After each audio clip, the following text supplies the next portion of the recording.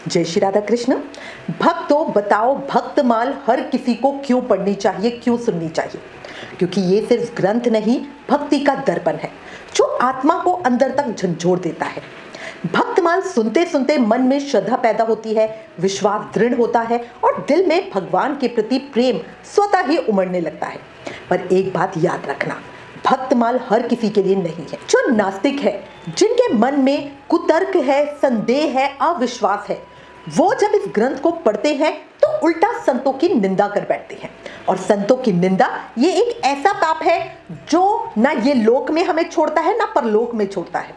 भक्तमाल में कुछ चरित्र बहुत रहस्यमयी है, जैसे भागवत में चीरहरण, रासलीला, बालीवध। इन लीलाओं को समझने के लिए गुरु की कृपा चाहिए। इसी तरह भक्तमाल को भी संतों के श्रीमुख से सुनना सबसे सुंदर है, क्योंकि जहां गुरु की आवाज उतरती है वहां हर शंका मिट जाती है, और जहां शंका मिटे वहां भक्ति का जन्म होता है। जो भक्तमाल के रहस्य को समझता है वो कभी किसी संत की निंदा नहीं करता। आजकल लोग सुन लेते हैं कि भाई अमुक संत ने कुछ गलत किया और तुरंत बोलने लगते हैं उसके बारे में उल्टा सीधा। लेकिन भैया सोचो, अगर वो सच्चा संत हुआ तो ऐसी निंदा बड़ा भारी अपराध बनाती है, और अगर वो साधारण इंसान भी है तो भी निंदा का फल कड़वा ही होगा। इसलिए नाभादास जी कहते हैं, निंदा नहीं करनी, सम्मान करना है। देखो, तुलसी भी कभी गंदी जगह में उग जाए तो उसके पत्तों को कोई अपवित्र नहीं कहता। पीपल कौवे के विष्ठा से उगता है, फिर भी उसकी पूजा होती है। इसी तरह जन्म कभी भक्ति का प्रमाण नहीं होता। भक्ति का अधिकार सभी को है।